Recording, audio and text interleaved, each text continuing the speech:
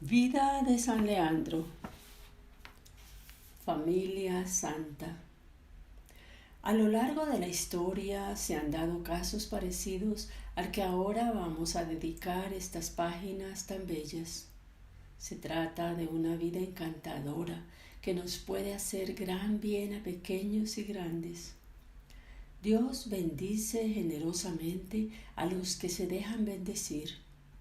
Así lo hizo con la familia de San Leandro, que les dio 4 hermanos santos: San Isidoro, arzobispo de Sevilla; San Fulgencio, obispo de Écija; Santa Florentina, virgen y madre abadesa de muchas monjas; y nuestro gran santo, San Leandro, al que con todo derecho se le puede llamar como el padre de la patria, padre de nuestra España católica, ya que a él se debe en gran parte la fe que hemos heredado de nuestros mayores, que vivimos ahora y que hemos de trasladar a nuestros sucesores. Aún hay quien añade a esta familia de santos a su madre, era muy buena cristiana, a su hermana Teodosia, que casó con el rey Leovigildo y que fue la madre de San Hermenegildo y del rey Recaredo, quien convertiría a toda España a la fe cristiana en su reinado. Alguien ha comparado a Moisés como caudillo de su pueblo Israel y a San Leandro como caudillo de su pueblo de España. Lo cierto es que una cosa se ve clara estudiando su preciosa biografía, aunque no son demasiados los datos que han llegado hasta nosotros. Él fue el gran apóstol de la fe en Jesucristo, el celoso propagador de esta doctrina evangélica y el acérrimo defensor contra toda clase de enemigos que intentaban mancillar esta fe. Apóstol, pues, y defensor de la más sana ortodoxia. Los datos más sobresalientes que tenemos de él son que nació en Cartagena de España por el 530 de unos padres ricos y arrianos que pronto se vieron obligados a emigrar a Sevilla, donde frecuentaría las escuelas de aquella ciudad, y por cierto que con gran éxito, por lo menos por los frutos tan copiosos que han llegado hasta nosotros. Forjando su espíritu, Dios entreteje de modo maravilloso nuestras vidas que de momento no llegamos a vislumbrar. Nosotros solemos ver un geme delante de nuestros ojos, mientras que el Señor ve todo el infinito. Por el 544 el Imperio Bizantino se interna en España y ocupa todo el levante español. El reino visigodo se ve obligado a replegar velas y las familias más ricas e influyentes marchan al exilio. El duque o virrey de Cartagena es un visigodo que se llama Severiano y su esposa Túrtura. Con todos los suyos se ven obligados a emigrar a Sevilla para estar seguros de los enemigos. Allí encontró también la fe, aún sin darse cuenta. Su madre fue una piadosa cristiana que llegó a enamorarse profundamente de la doctrina y persona de Jesucristo. Aún después, su mismo hijo lo recordará.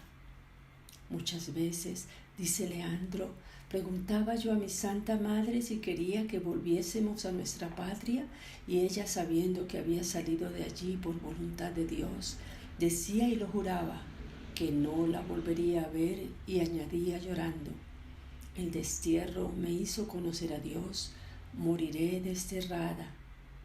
Donde llegué al conocimiento de Dios, allí estará mi sepulcro. Leandro, mientras, se entrega de lleno al estudio y a la oración. Tan versado fue en las ciencias literarias, teológicas y filosóficas de su tiempo, que mereció justamente ser reconocido como una de las más grandes lumbreras del siglo VI que brillaron en España.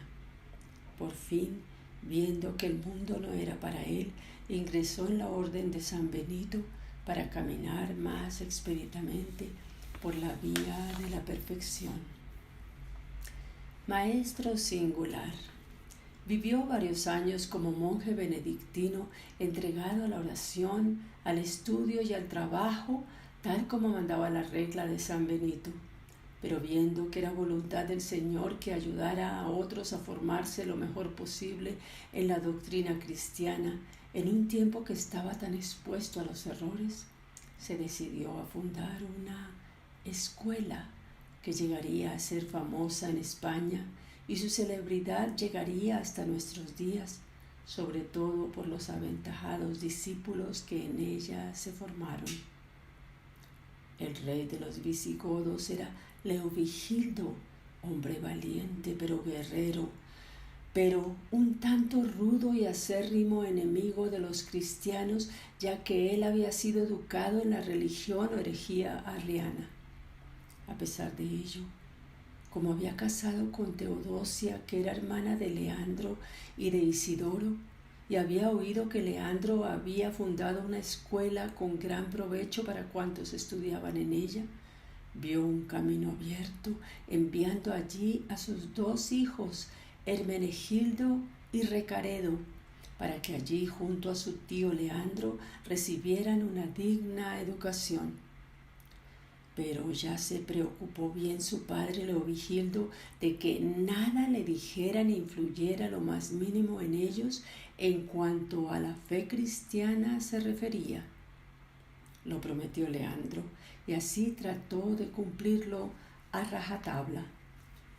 Allí sus 2 sobrinos aprendieron juntamente con los hermanos menores de Leandro, Isidoro y Fulgencio, y la aristocracia sevillana, una sólida educación de aquel hombre culto, delicado, gran pedagogo. Les enseñaba las ciencias, las artes y la literatura. A los que lo deseaban también la fe cristiana. A sus sobrinos nada decía de esto, pero ellos quedaban cautivados de la bondad y de las virtudes humanas que vivía y enseñaba a su tío Leandro. La semilla ya estaba echada, aunque tardará algo en dar fruto. Terminada la formación, volvieron a Toledo, sede del palacio de su padre Leovigildo. El poder de la amistad. La amistad es un don, es un regalo. Un buen amigo es un tesoro. En las vidas de los santos se han dado siempre maravillosos ejemplos de esta verdadera y auténtica amistad. San Leandro tuvo la dicha de dar con un amigo estupendo, gracias al cual sabemos casi todo cuanto ha llegado hasta nosotros de este gran arzobispo de Sevilla y gran apóstol de la fe en nuestra España. Fue con ocasión de que su sobrino San Hermenegildo, atacado por su padre Leovigildo, al enterarse de que se había convertido al catolicismo, siendo Hermenegildo el virrey en Sevilla, su tío Leandro marchó a Bizancio para obtener ayuda de aquellas tierras para luchar contra Leovigildo y los seguidores del arrianismo. Al llegar a Bizancio se encontró con un gran hombre que allí ya era famoso. Era un monje legado del Papa Pelagio II y se llamaba Gregorio. Más tarde, este gran hombre llegará a ocupar la cátedra de San Pedro en Roma y la historia no los recordará como San Gregorio Magno. Los 2 eran muy parecidos de carácter y los 2 a la vez muy santos. Entre ellos se trabó una gran amistad, algo parecida a la que la Biblia cuenta entre David y Jonatán, el hijo del rey Saúl. Cuando ya sea pontífice, Gregorio escribirá un precioso tratado que titulará Libro de Morales o Comentario a Job, y lo dedicará a su gran amigo arzobispo de Sevilla, Leandro. Al principio del pontificado de Gregorio se realizó la gran obra de la conversión al cristianismo de toda España por obra del rey Recaredo, pero que se debía en gran parte a Leandro. Gregorio se apresurará a enviarle una magnífica carta que es todo un modelo de humildad y en la que le demuestra el gran afecto que siente hacia él. Mis palabras no aciertan a expresar lo que siente mi corazón hacia ti. La trampa de un mal padre. Las enseñanzas que Hermenegildo y Recaredo habían recibido de labios de su tío Leandro durante los años pasados a su lado en Sevilla y, sobre todo, los buenos ejemplos que de él habían recibido, no los olvidaron jamás. Vueltos a la sede de Toledo, al lado de su padre Leovigildo y de su madrastra, pues su santa madre Teodosia ya había muerto, Goswinda, las cosas empezaron a no ir del todo bien, sobre todo cuando el mayor de los hijos, Hermenegildo, tomó matrimonio porque ya su edad se lo requería. Lo hizo con una joven que era una maravilla, ingunda, cristiana, convencida y una niña de corta edad. Como la madrastra, que por otra parte era abuela de la esposa de Hermenegildo, la esposa de Leovigildo, Goswinda, empezó una táctica guerra contra la niña ingunda porque no quería abrazar por nada del mundo la herejía arriana. Para que hubiera paz, Leovigildo nombró a su hijo Hermenegildo virrey de Sevilla y allá partieron el joven matrimonio formado por Hermenegildo e Ingunda. Fueron felices, pero al convertirse Hermenegildo a la fe cristiana por obra de su esposa y renaciendo la semilla que en su corazón sembrara su tío San Leandro, su padre declaró la guerra a Hermenegildo. Fue entonces cuando San Leandro marchó a Bizancio para obtener ayuda militar de aquel rey cristiano, Mauricio, y cuando encontró a San Gregorio Magno. Perdió la guerra Hermenegildo y su padre le puso la trampa por medio de su mismo hermano Recaredo de que le perdonaría si se entregaba. Así lo hizo y después ya conocemos la historia. Hermenegildo corrió a echarse a los pies de su padre.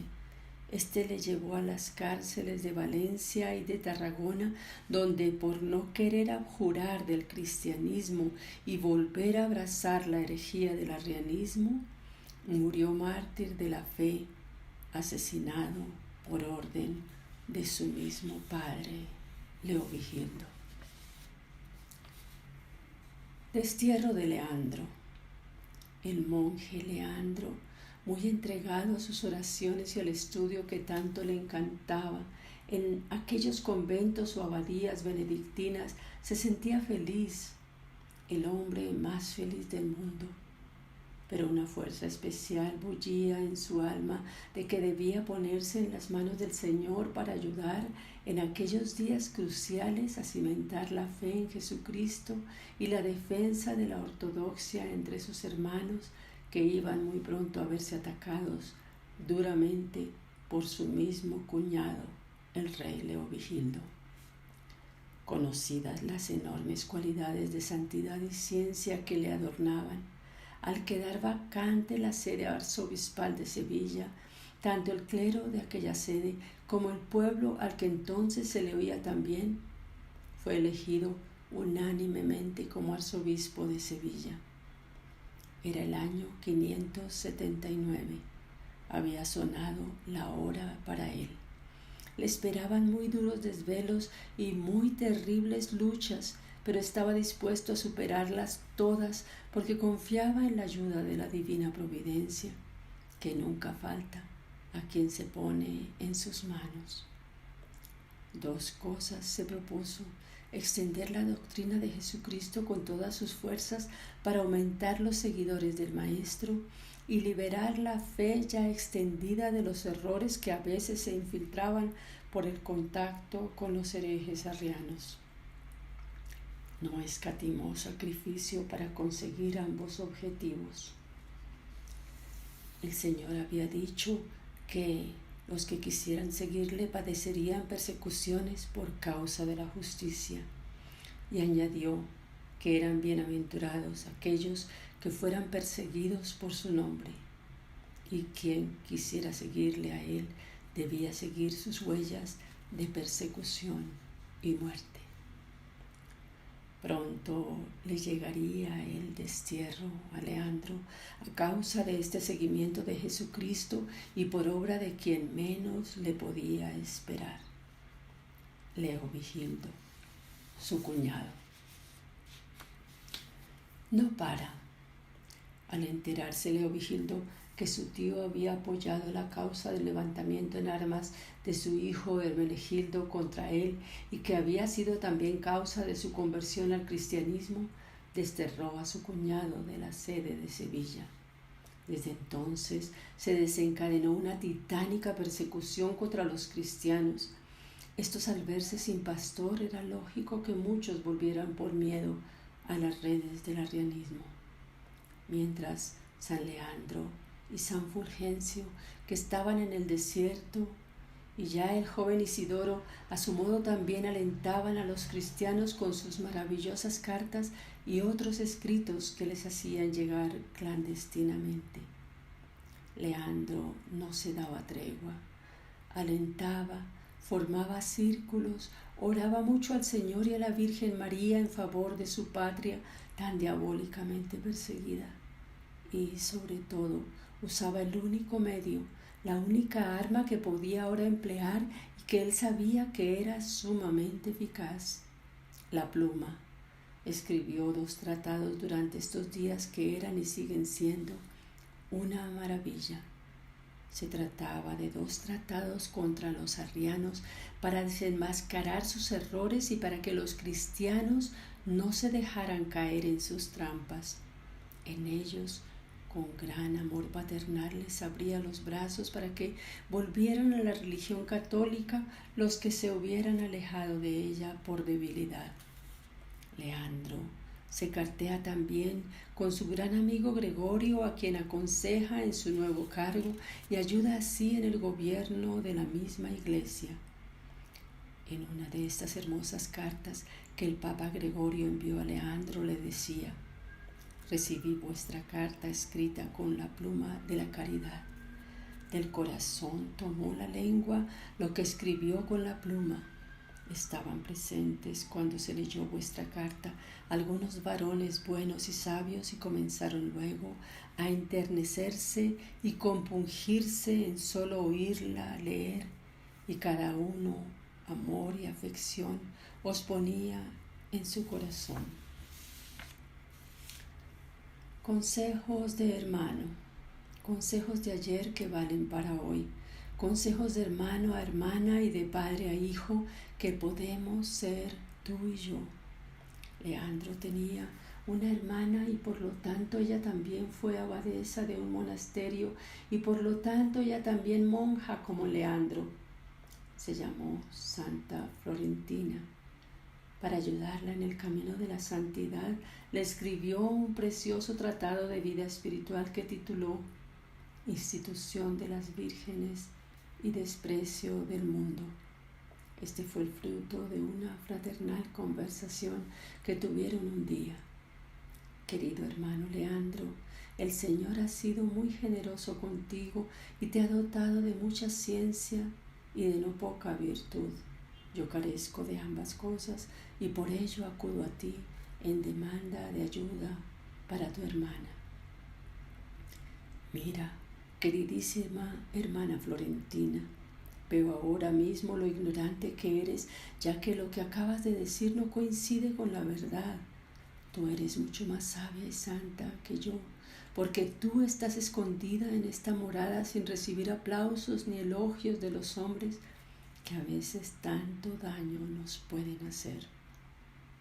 Bueno, puede ser eso cierto, pero yo quisiera que me dejaras alguna herencia que no fuera terrena, que me dieras algunos sabios y prudentes consejos para que yo, tratando de llevarlos a la práctica, pudiera arribar a la más alta perfección, que es a lo que aspiro. Entonces, su santo y sabio hermano Leandro, haciendo juego con un gran humor, del nombre de su Santa Madre, que se llamó Tórtola, le escribió este precioso tratado sobre el camino de perfección. En él le decía: no quieras irte del tejado en donde la tórtola tiene sus pequeñuelos. Eres hija de la inocencia, del candor, tú precisamente que tuviste a la tórtola por madre. Pero ama mucho más a la Iglesia, tórtola mística que todos los días te engendra para Cristo. Descanse tu ancianidad en su seno, como antaño descansabas, y tu ardor, Mesías, en el regazo de la que cuidó tu infancia. Leovigildo y Recaredo. Leandro también tuvo días de gran felicidad. No todo había de ser lucha y tristeza. El Señor suele entretejer la vida de sus fieles servidores entre días de gozo y de pena, de lucha y de victoria. Gran alegría por la felicidad de todos sus hermanos que los veía entregados en cuerpo y alma al Señor. Los dos sacerdotes y obispos como él, Fulgencio e Isidoro, y a su tan admirada hermana, a la que tanto amaba, entregada al Señor en la vida religiosa, le decía en una de estas efusiones de afecto fraternal: ah, hermana mía querida, comprendes y puedes el ardiente deseo que inflama el corazón de tu hermano al verte unida a Cristo. Tú eres lo mejor de mí mismo. Desgraciado de mí si otro pretendiere desposeerte de tu corona. Tú eres delante de Cristo mi baluarte, tú mi prenda querida, mi hostia santa, por la que he de merecer salir del abismo de mis pecados. ¿Verdad que maravilla tanto amor fraternal y tanta entrega a Dios? Pues aún habían de llegarle otras alegrías después de aquel enorme dolor que le causó la muerte de su sobrino martirizado por su propio padre, el rey Leovigildo, y por la terrible persecución que éste mismo desencadenó contra los cristianos. Sería la gran alegría que le proporcionaría su mismo cuñado, que, tocado en su corazón, antes de morir mandó llamar a Leandro y le dijo en el lecho de muerte: mirad, hermano y padre mío, he obrado mal, lo reconozco, pero ahora ya no hay remedio más que en esto. Dejo mi reino en manos de mi hijo Recaredo. Sé que vos lo amáis y os ruego que veléis sobre él, que él siga vuestros consejos. Poco después, siendo ya rey de los visigodos, Recaredo daba la inmensa alegría a su tío Leandro de convertirse él y toda España visigoda a la fe de Jesucristo. San Leandro en el Concilio de Toledo. La Iglesia de Toledo pesó mucho desde estas fechas en la historia de la Iglesia. Célebres serán sobre todo los concilios que en ella se celebrarán y muy importantes las leyes que se dictarán en aquella Iglesia, que tendrán repercusión en toda la Iglesia. Concilio ecuménico es el nombrado por el Papa o por lo menos aprobado por él y en el que tiene participación toda la Iglesia. Lo demás son concilios nacionales o regionales.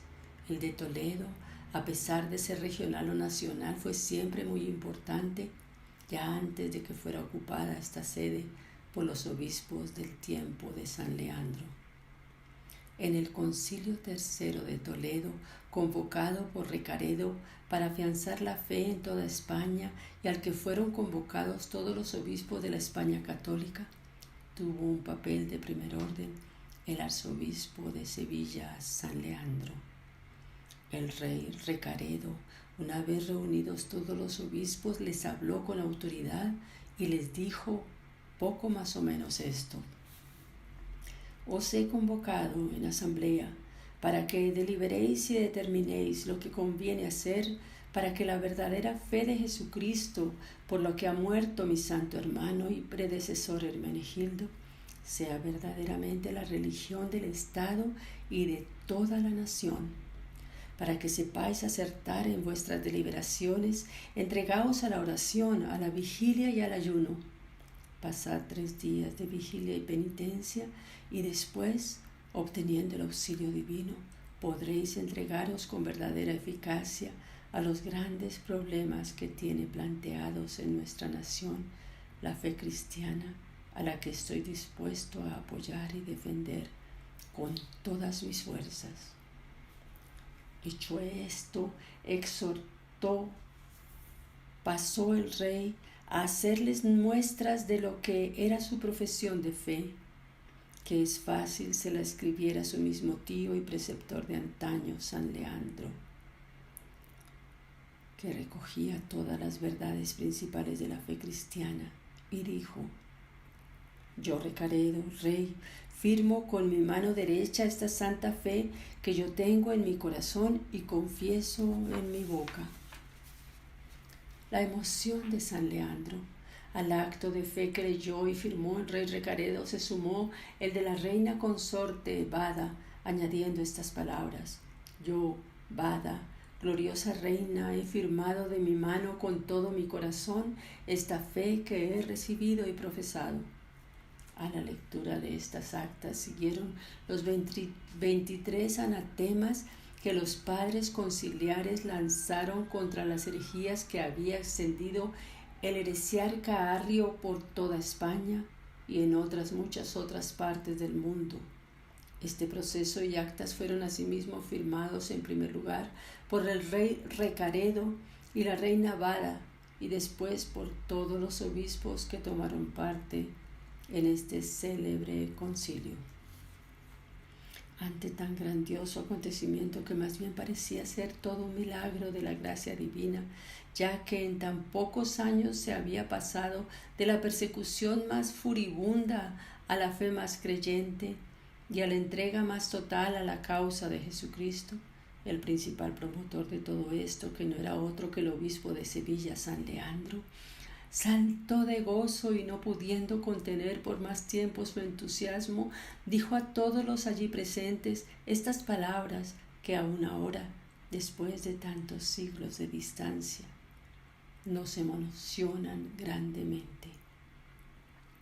Nuestros perseguidores de antaño han legado a ser con su conversión nuestra corona.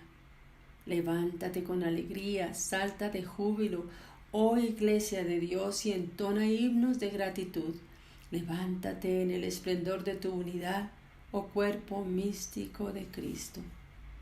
No llores más la muerte de tus hijos inmolados, que en su lugar te nacen cientos de miles. Aquellos fueron la simiente, estos el fruto, y con visión profética anunció: lo que hoy pasa entre nosotros se realizará en todo el universo. El mundo entero está hecho para creer en Cristo y para vivir la unidad de la Iglesia Católica. Día llegará en el que todos los que aún viven apartados de la religión se conviertan a Cristo el Señor. Ahora, Señor, puedes dejar a tu Hijo irse en paz. Sí, al igual que el anciano Simeón, al ver con sus ojos al Salvador del mundo, podía decir Leandro, porque había presenciado la conversión de todo su pueblo al verdadero Dios: ahora, Señor, ya puedo ir a descansar de mis fatigas, ya puedes dejar, Señor, irse en paz a tu siervo. Según la tradición, el Papa San Gregorio envió a su amigo la imagen de la Virgen de Guadalupe, que se venera en su santuario de Cáceres y que se dice pintada por San Lucas. Lo cierto es que ahora ya veía cumplidos todos sus deseos y ya nada le ligaba a este mundo.